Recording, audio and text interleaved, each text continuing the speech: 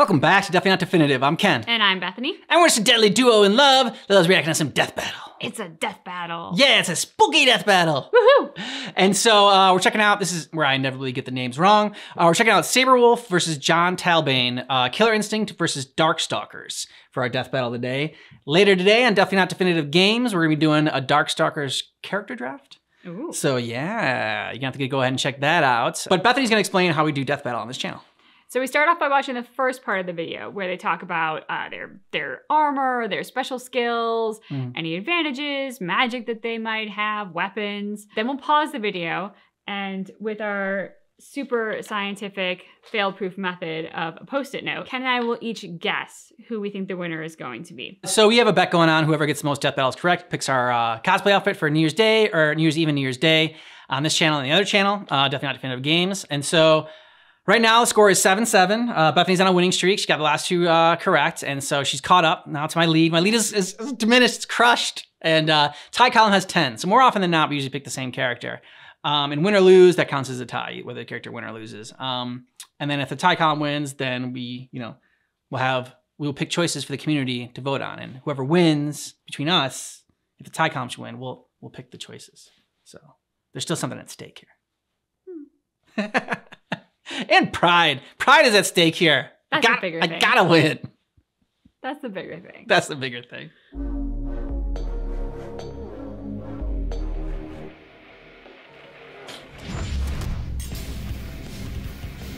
Sir Thomas Browne once said, "Every man is his own greatest enemy, and as it were, his own executioner."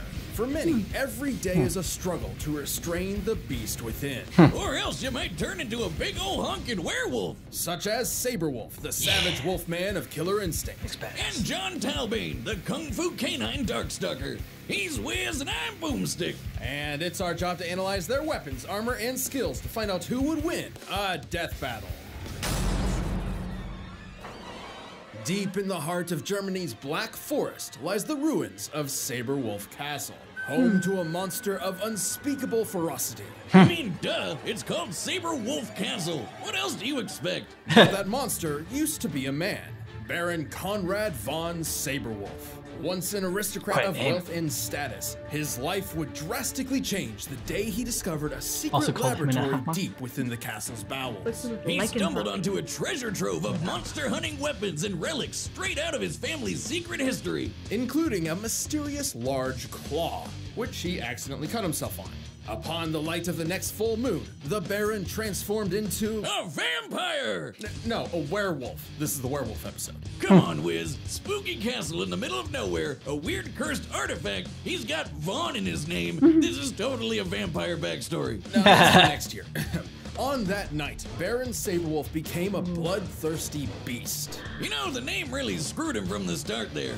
Almost like it was destiny. Well, originating as early as classical antiquity, the fable of men turning into wolves under a full moon is a staple of European folklore. Real-life victims of so-called lycanthropy most likely suffered from porphyria, hypertrichosis, or rabies. Sabi rampaged all over the country, killing everyone he found. Because as a big hairy demon dog, being a werewolf means your strength, speed, and tough hide are off the charts. Oh, and it makes you great at basketball. With his razor-sharp claws, Sabrewulf can easily tear through solid steel. Also, any one of his cuts can potentially pass his curse to new victims. But he's pretty happy using those claws to brutally rush down any foe. With a howl to the sky, Sabrewulf can amp himself up, or tap into his killer instinct to enter a feral rage. In this state, any sense of shame or repression is eliminated as he truly becomes a mindless monster. It also increases his chip damage and allows him to cancel auto doubles into other auto- Yeah, it makes him even more stronger and faster. We get it. And to top it off, he can summon bats that are on fire. Okay. I gotta be honest, not sure where this one comes from. He's a vampire in a fursuit. Called it. After a night of painting the town red with blood, Sabrewulf awoke to the nightmare that would be the rest of his life. Yeah, he wasn't exactly a fan of the whole werewolf thing, so he did anything he could to stop being a full moon furry, but science and magic couldn't cut it. He descended into madness, but eventually found a possible savior, your friendly neighborhood soul-crushing megacorporation, Ultratech. AKA evil Walmart. What could possibly go wrong? Just Walmart. Ultratech promised Saberwolf a cure for his lycanthropy. But in reality, their experiments only gave him cybernetic implants in his arms. Cool! And extended his werewolf form to last indefinitely. Oh. That sucks. Also cool? But Saberwolf was none the wiser. In return for a cure that would never come, he agreed to fight on Ultratech's behalf in their Killer Instinct tournament. What a goober! This moron ran around a creepy castle, bumped into something sharp like a dumbass, and now he might not even be potty trained? Then he got duped by the most obviously evil company ever to ruin his life even more. This guy is either the unluckiest schmuck on the planet, or just high off his ass on opium. Actually, he was dangerously addicted to opiates for a time, which only drove him further into madness. Wow, this guy's life sucks. Regardless, Saberwolf was a fierce competitor. Within the Killer Instinct tournament, he battled and defeated a Nez Perce warrior Thunder, the metallic super soldier Fulgor, and an actual dinosaur. He's certainly among a high tier of the competition. Like Tusk, who can summon friggin' meteors out of the sky. Based on how large this projectile is, its impact should be equivalent to over a kiloton of TNT. Sure, Sabi can't magically call down space rocks, but he can survive a hit like that and dish it back. In the tournament, he won 17 fights in a row. Until he met the warrior monk Jago. Protagonist, right? And he got his hairy cheeks clapped by an alien McFlurry named Glacius. But even after the tournament, Saberwolf proved strong enough to tear out his own cybernetic implants. While conducting experiments on him, Ultratech's android CEO Arya had noted that the older a werewolf gets, the more vicious and skilled it becomes, while the loss in strength and agility is negligible. And he proved it in his rematch with Glacius. Who's the clapper of cheeks now, you projectile spamming snow cone? Most impressive, considering Glacius once got the drop on Arya, whom, according to an official novella, can react within a nanosecond. Holy crap! He's not just your average werewolf, he's a super werewolf! A fighting tournament ass kicker! Though he will sadly always be on the hunt for a cure that doesn't exist, Saberwolf is one of the most dangerous monsters and men to ever live. All right, John, you got a lot to live up to. Yeah. Welcome to the demon realm of Makai, a like dimension inhabited by powerful beings known as Darkstalkers. Basically, your classic Hollywood movie monsters mixed with anime powers. Makai is ruled by several noble clans, including the Kroots, a family of beasts. Like werewolves? Including one prominent member, Baraba the Wolf Lord, who had a son named Galen. Which means hungry wolf.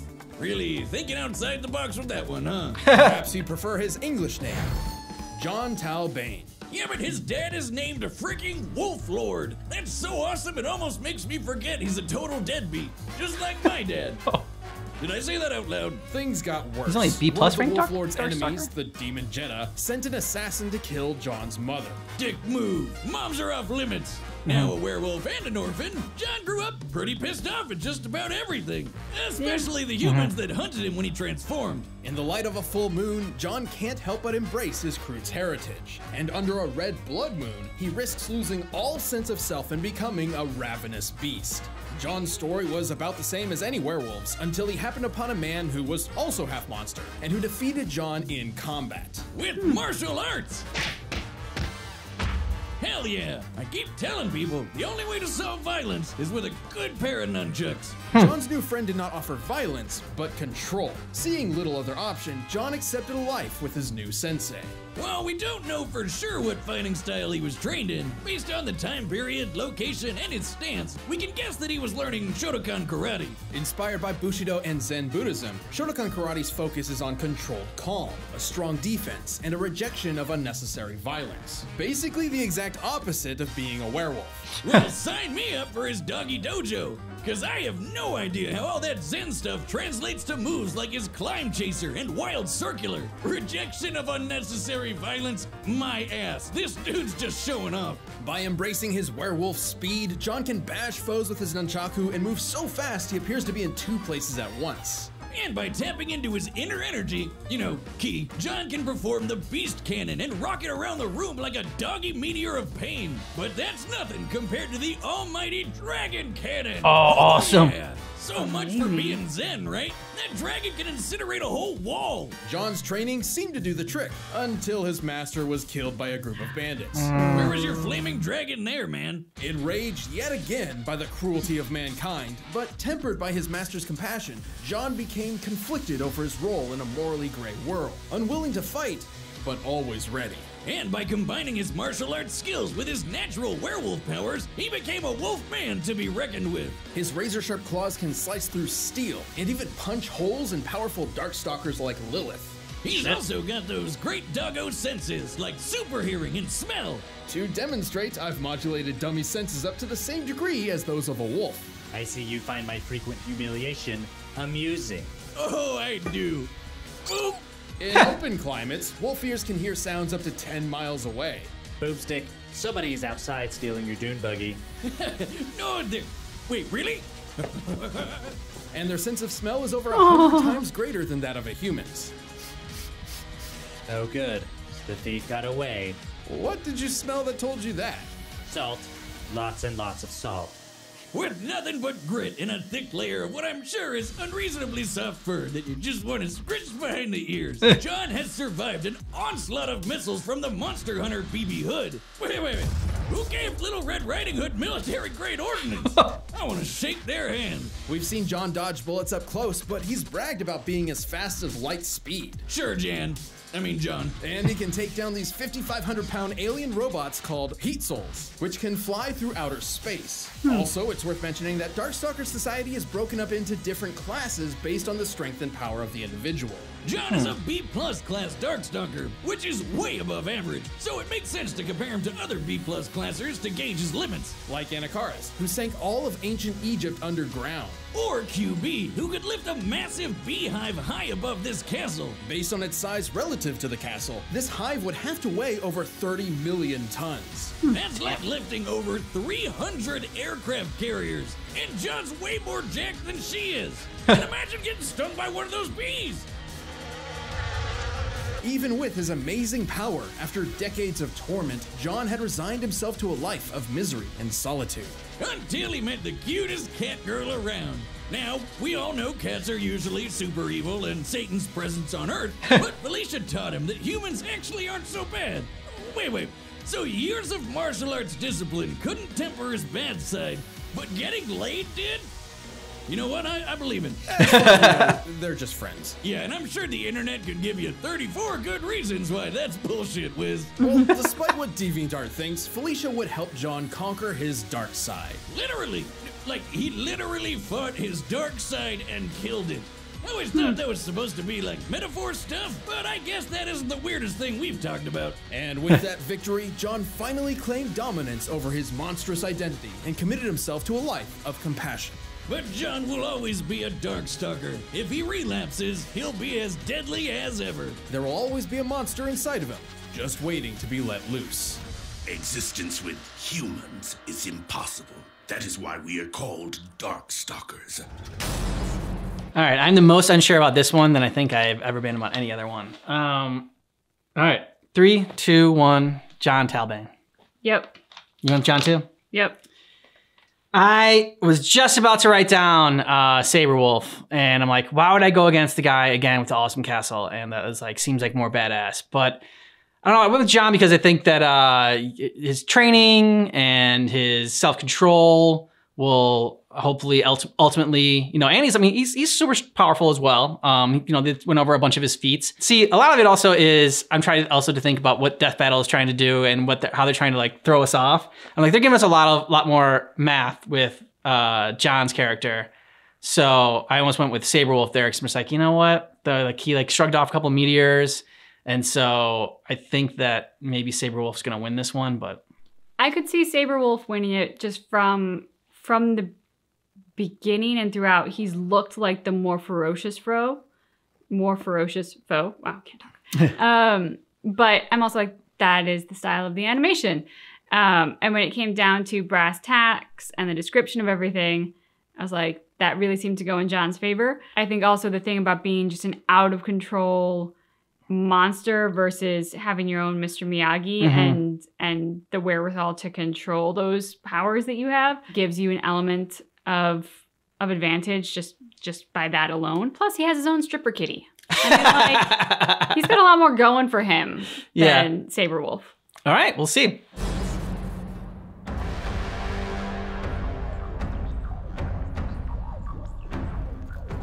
Oh, damn. Forgive me. I have no forgiveness left, monster. Whoa.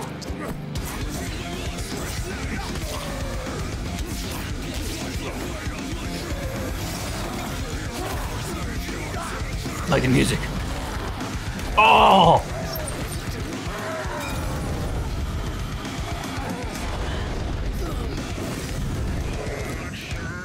Come on, John. Ooh!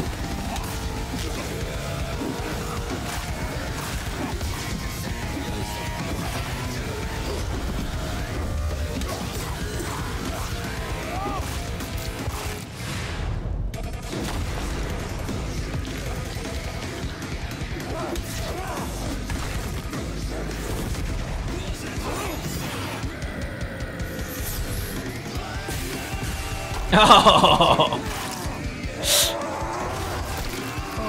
Come on, John. Unleash the beast within. Come on, buddy. Oh!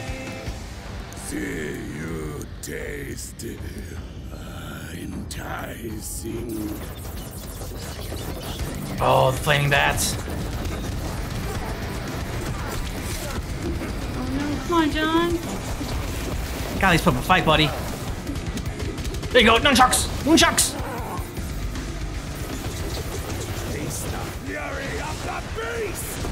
There we go. Yeah! Just hold to the shield? body for a human shield? What?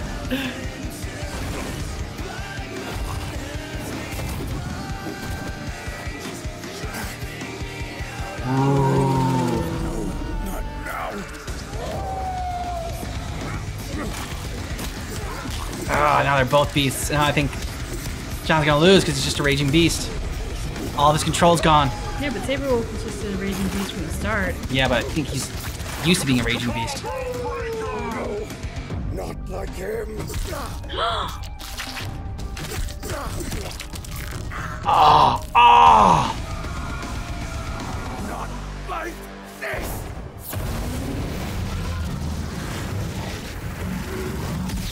The dragon.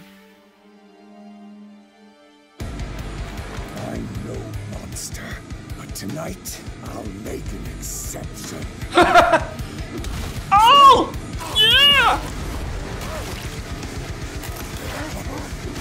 Ah!